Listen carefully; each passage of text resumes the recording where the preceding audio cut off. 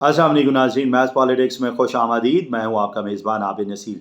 नाज़रीन, बड़ी बड़ी डेवलपमेंट्स हो रही हैं। सबसे पहले आपको बताएं कि ईरान ने इसराइल पर हमला कर दिया हफ्ता और इतवार की दरमियानी शब, और आलमी ताकतें पागल हो गई हैं कि ये हो क्या गया।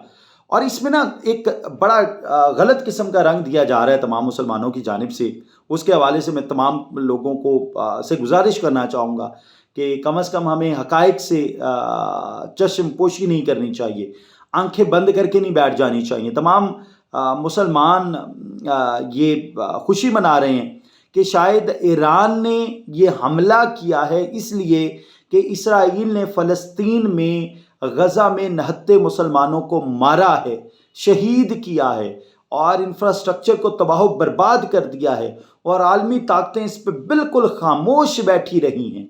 अगर ये हमला उस रद्द अमल में होता तो मैं सबसे पहले आज शादियाने बजाता, मैं मुबारकबाद देता। लेकिन अनफॉर्चुनेट ये है कि ये हमला उस तनाजुर में हुआ नहीं है। देखिए जी, ईरान ने जो बयान जारी किया है उसके हवाले से मैं आपको आगाह करता चलूँ।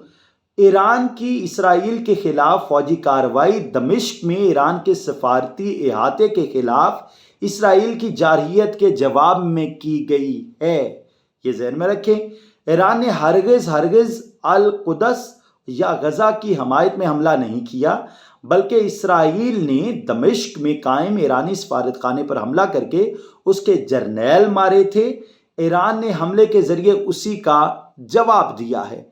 अब बहुत सारे लोगों को ये कन्फ्यूजन है कि अच्छा, मैं आपको बताऊं कि एक पोस्ट में पढ़ रहा था कि यूं लग रहा है कि ईरान 56 बहनों, टोटल 57 इस्लामी ममालिक है ना, 57 56 बहनों का अकेला भाई है।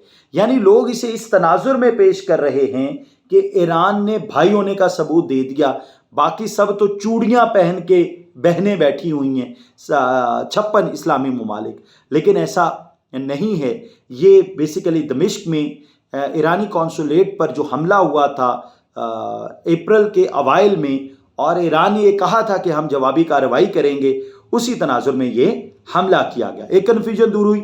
अब आते हैं जी, क्या टेक है। सबसे पहले तो जाहिर है इसराइल पर हमला हुआ, इसराइल की टेक क्या है इस पे एक जो रिपोर्ट है उसके हवाले से बात कर लेते हैं। इब्रानी नशरियाती इदारे ने इसराइली वजारत दिफा के ज़राए के हवाले से बताया कि अमरीकी और बरतानवी अफवाज ने इसराइल के बाहर 100 से जायद ईरानी ड्रोन्स को रोका। उधर इसराइल की सिक्योरिटी काबीना की जानिब से जंगी कौंसल को ईरानी हमले पर इसराइली रद्द अमल के हवाले से फैसला करने की इजाज़त देने के ऐलान पर क़यादत में इख्तलाफात सामने आए हैं। ये लड़ पड़े हैं, बड़ा तगड़ा खर्चा हुआ है इनका। मैं आपको बताता हूँ, तकरीबन ये इनके एक चैनल ने रिपोर्ट किया है, तकरीबन $1 अरब खर्च आए हैं। इसराइली चैनल जो है वो 1-2, उसका कहना है कि ईरानी हमले के दौरान तमाम इसराइली जंगी तैयारे फ़िज़ा में ही थे। वो बमबारी में तबाही के खौफ से हवाई अड्डों पर नहीं आए, और ईरानी हमले को रोकने के लिए तकरीबन $1 अरब खर्च किए गए हैं। ये मतलब अब इख्तलाफात तो सामने आने हैं, और तगड़ा जवाब है, तगड़ा हमला है। Is a good move.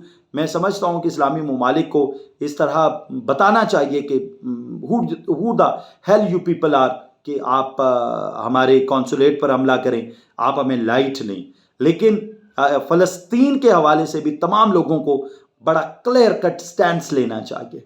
अब आगे चलते हैं जी। फिर जी इख्तलाफात सामने आए हैं।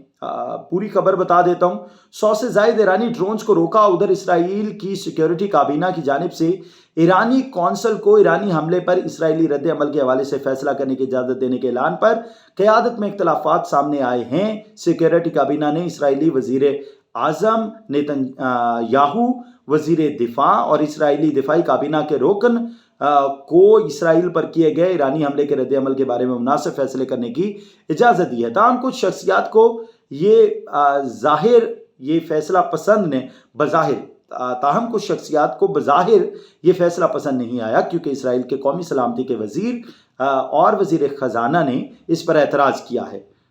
इसराइली नशरियाती इदारे का कहना है, इसका मतलब ये है کہ جنگی کونسل کو اپنے فیصلوں کی منظوری کے لیے سلامتی کونسل سے رجوع کرنے کی ضرورت نہیں ہے، اور اس طرح فوری فیصلے کرنے کا عمل مزید ہموار ہو جاتا ہے۔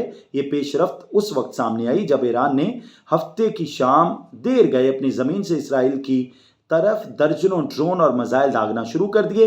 رپورٹ میں بتایا گیا ہے کہ بیان گویر اور سموٹرچ نے گیلنٹ اور گینٹس کو نیتن یاہو کے ساتھ فیصلے کرنے کے اختیار دینے پر اعتراض کیا، جبکہ ایک اعلیٰ اسرائیلی سیکیورٹی اہلکار کے حوالے سے بتایا گیا کہ ایرانی حملے کا بہت بڑا اور ہولناک جواب دیا جائے گا۔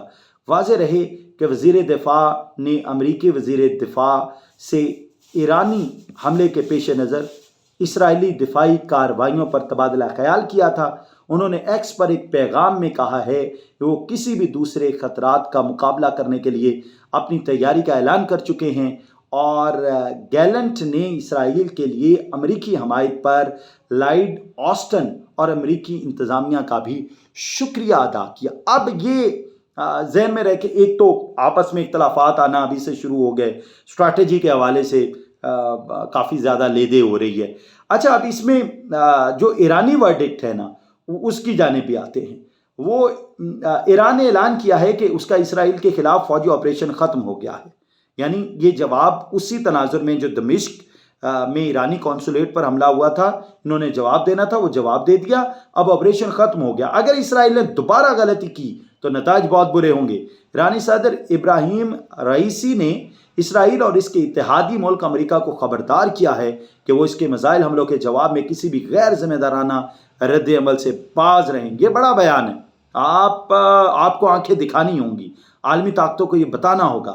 یہ بیان گزشتہ رات ایران کے اسرائیل کے شہر تیل البیل پر ڈرون اور میزائل حملوں کے بعد سامنے آیا، جو 1 اپریل کو دمشق میں ایرانی سفارت خانے پر فضائی حملے کے جواب میں کیا گیا۔ میں نے کنفیوژن دور کی۔